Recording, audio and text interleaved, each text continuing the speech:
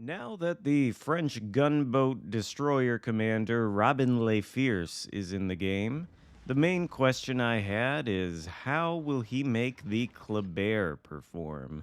The Kleber, of course, is the legendary tier French destroyer, and it does have good gun power, or at least it could if there were a proper gunboat commander for the line, and now there is. Previously, I'd been using Louis Violet, or however you pronounce his name.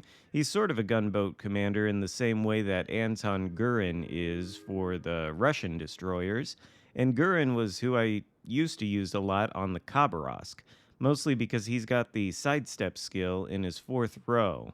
That skill increases the main battery range by 10% while also reducing or increasing the rudder shift time, rather. Violet has that same thing, and so that is what I had been using on the Kleber, along with the skills that improved the speed. And I found that that was a decent way to build it for guns. You would build for maximum range, and you would build for speed so that you could avoid return fire. But now with Robin Le Fierce, you can properly build for guns.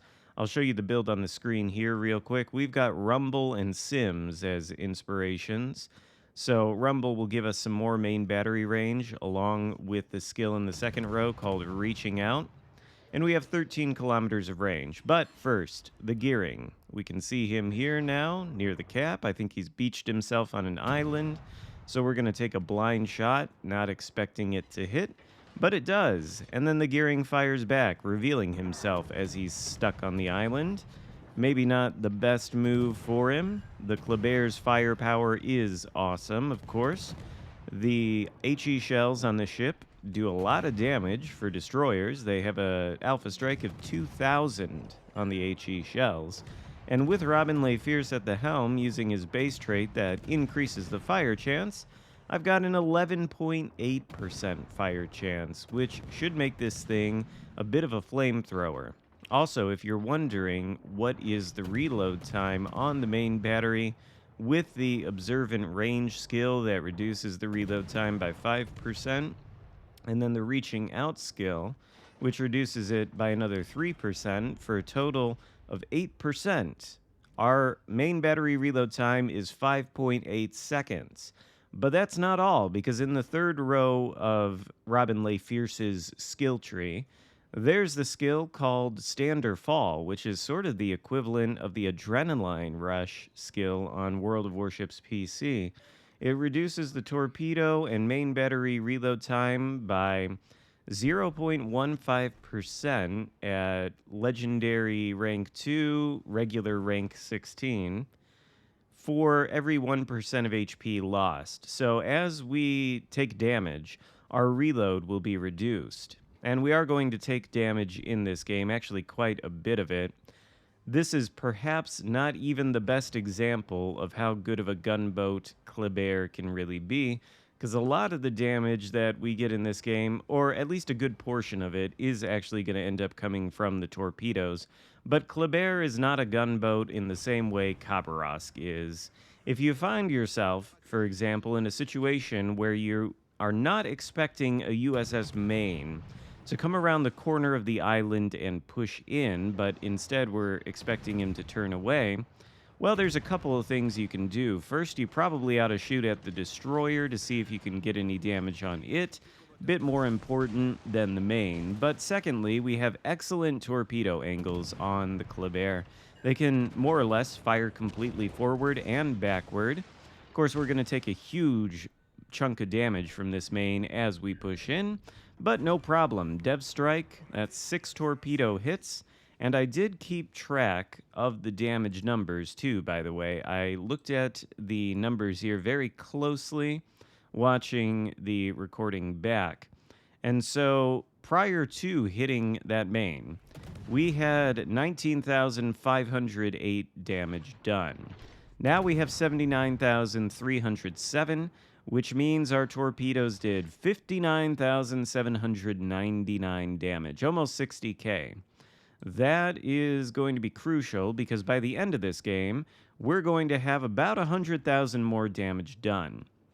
All of that damage is going to come from our main battery guns. And by the end of this thing, we will have done 114,991 damage with just the guns. So that should be an indication that the firepower on this thing, with Robin Le Fierce at the helm, is good. He does improve the gun performance markedly, I would say, and you can probably squeeze more damage out of these guns than I managed to in this game. It's just that every match I've played at Legendary tier this entire week has been a tragic blowout, and I've gotten matches where I've done well over 100,000 damage with the guns on the Kleber. They just were not as interesting as this one, I guess. It is going to turn out to be a blowout, but a good part of that reason is because of how we played the match. Of course, we spawned on the Charlie flank.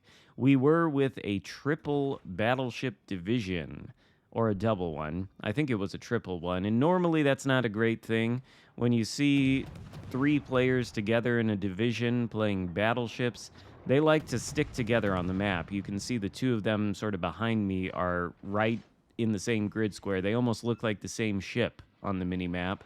And, well, of course, that's not a great way to play a battleship. You want to be as far away from your battleship teammates as possible so that you can get different angles on the enemy, and they have to be forced to choose between angling toward one or the other, and then ideally they're giving broadside to the other, and the other can do a lot of damage. That's how you want to play battleships. That's almost never how triple battleship divisions play. They all ended up pushing into the Charlie cap, which is usually a recipe for disaster. It would have been. There was a gearing in the cap, but of course our efforts helped eliminate that gearing. We didn't end up getting the kill. Got too distracted with the main coming around the corner, and the battleships pushed in. One of the divisions went down to the gearing, one of the division mates, that is. The other 2 are alive. We've secured the cap. Ohio is running away. And the rest of the map, well, it's going to be open for us. We have, 7 ships left versus the enemy's 4. Here, at this point, we're thinking the game is already won. The enemy team really doesn't have a snowball's chance, and so we are just doing a little bit of farming against the Ohio. We got lucky earlier that the enemy Worcester was not paying attention to us when we were shooting at the second destroyer.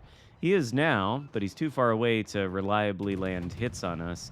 Kleber's just a little bit too fast with the speed juking to be hit by light cruisers at those kind of absurd ranges. It's just not going to happen. It's not quite as good as the Khabarovsk at doing the evasion tanking, where you sort of want to bait enemy ships into shooting at you and then dodge their salvos. The Kleber is capable of that. It just doesn't have as much range on the main battery guns as the Khabarovsk. Only 13 kilometers with this build compared to Khabarovsk, which I can take up to about 15 kilometers.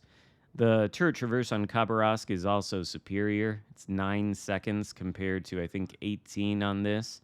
And while the Khabarovsk is a huge target, to be sure, it does have 50 millimeters of plating on the side, which can mitigate an awful lot of damage and make it tanky.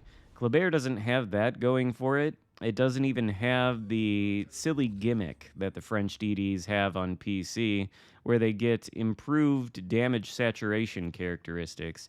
You sort of hit them once or twice in the bow or the stern or some separate part of the ship that has its own HP pool, and that part instantly saturates so that when it gets hit again, well, it doesn't do nearly as much damage, and that makes them very difficult to kill. We don't get that benefit in World of Warships Legends. One of the inspirations I was trying out, instead of William Sims, like I've got now on Robin Le Fierce, was that one Italian destroyer commander that I don't really ever see anybody talking about. Can't think of what his name is. I'll have to look. It is not Fugosi. It is Carlo Bergamini. I was using that guy as inspiration for a while in lieu of Sims, because Bergamini reduces incoming damage from shells, torpedoes, and bombs to your destroyer per 1% HP lost. Not quite the same thing as improved saturation, but it means the lower your HP is, the less damage you take with each hit of any kind of ordnance.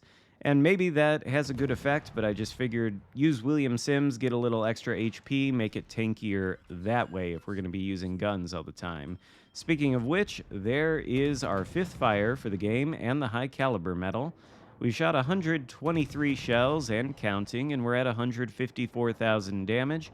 Only the Ohio is left, because this did turn out to be a little bit of a blowout. So we'll test out the Kleber's AP on the broadside of this battleship. As you can see, the HE does pretty good damage, and with that fire going, I think there's no reason not to shoot the AP. We're able to use this island quite successfully to make sure Ohio can't see us. One salvo could take us out, so this is sort of dancing around islands in order to greedily farm extra damage at the end of the game.